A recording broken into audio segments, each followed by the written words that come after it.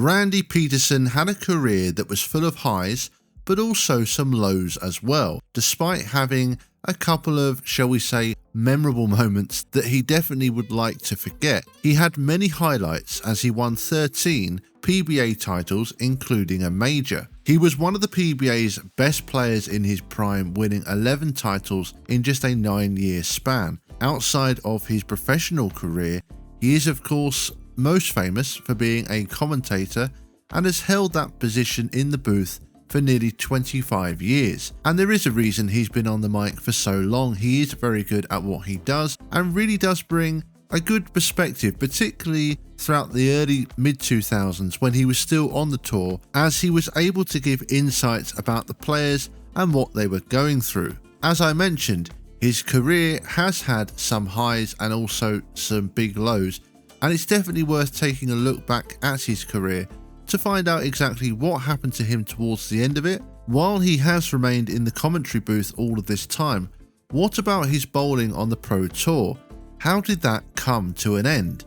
This is what happened to Randy Pedersen. Randy first came onto the tour in 1981. He played 25 and 26 events in 81 and 82 respectively. He did make match play 3 times in 81, but there wasn't too much else to speak of. 83 and 84 though, he played just 7 and 9 events.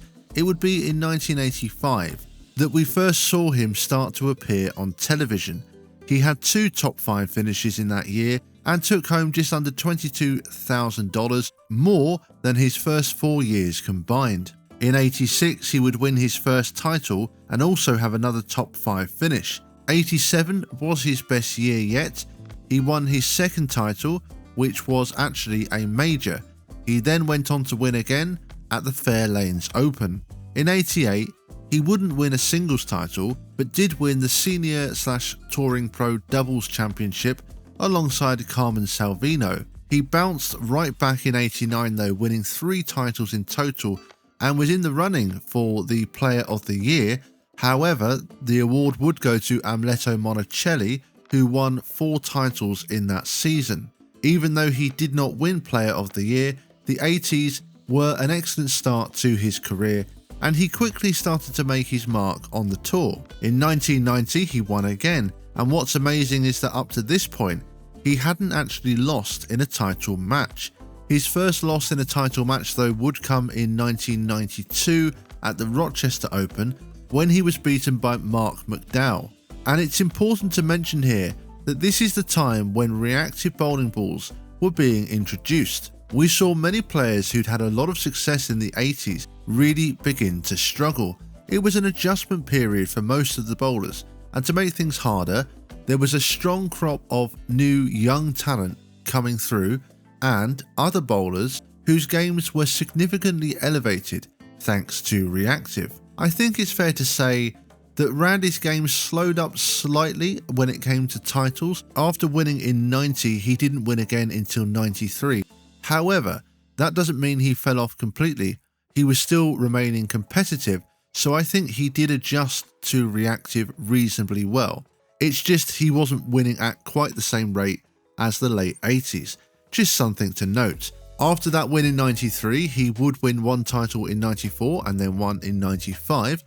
But in 1995 came his worst moment so far, and probably the defining moment of his career that has haunted him since.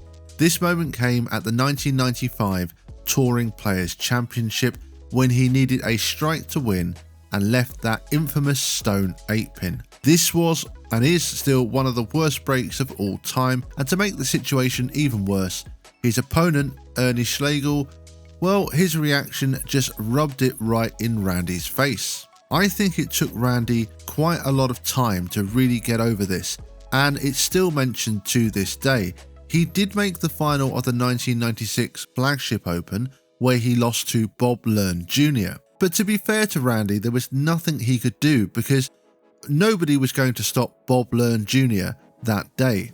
If you remember, he bowled a perfect 300 game and averaged 282 over 4 games, bowling a 279 against Randy. Randy bowled well himself, but what can you do when someone bowls like that all day long? But after that 8-pin leave, he went on a 4-year title drought, and I do wonder how much of an impact that really had on his game. By 1999, he was still around 37, so not past his prime by any means.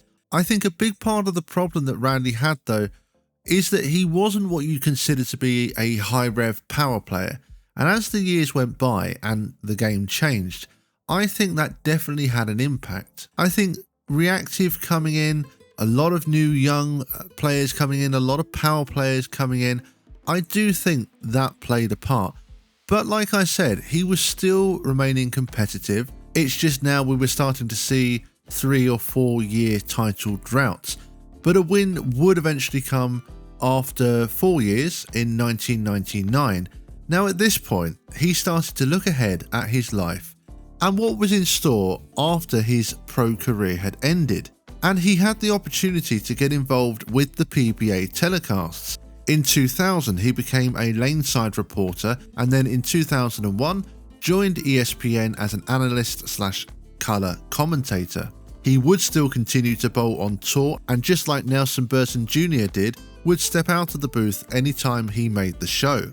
And that did happen a number of times. He would win again in 2002, beating Chris Barnes at the Pepsi Open.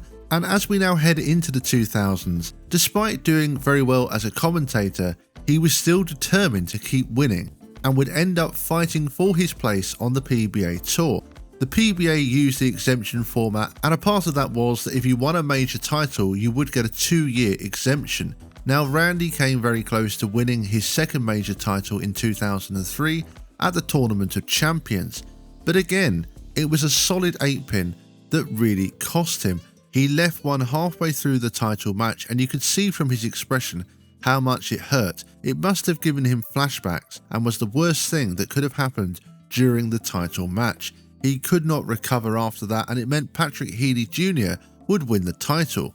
Randy got his chance though to secure a tour exemption and keep his career going 2 years later, again at the Tournament of Champions. In the semi-final match against Norm Duke, it came down to the wire, with Randy needing all 3 in the 10th to tie, but then left a 7-pin on the final shot.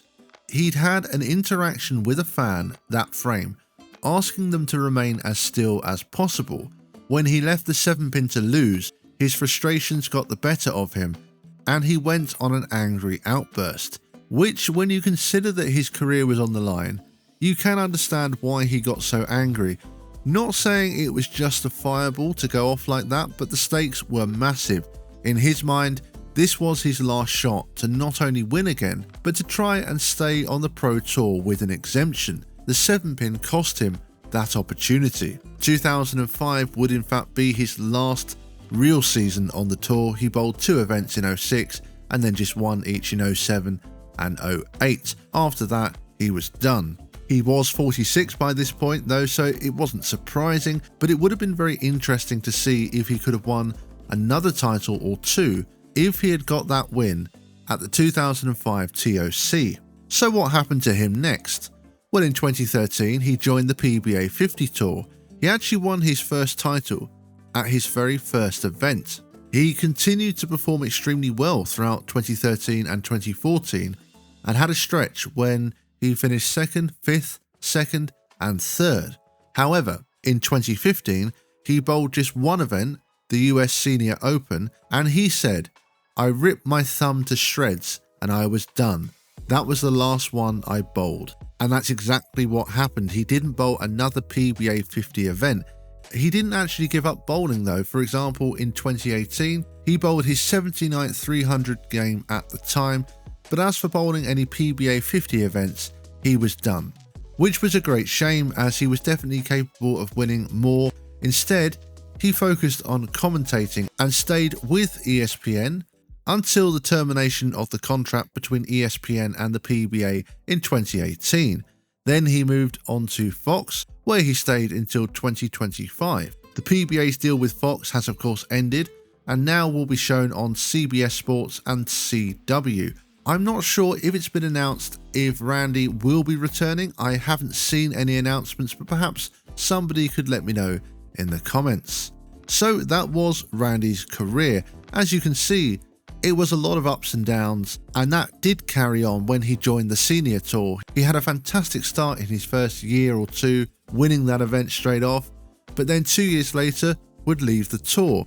Even though he'll probably always be remembered for his stone 8-pin in 1995, he did achieve so much in his career and was a fantastic player who provided us with a lot of memorable moments to cherish. And so that will bring us to an end of this video. I hope you all enjoyed this one, and if you have, I would really appreciate it if you would hit the subscribe button below so you don't miss any of my future videos.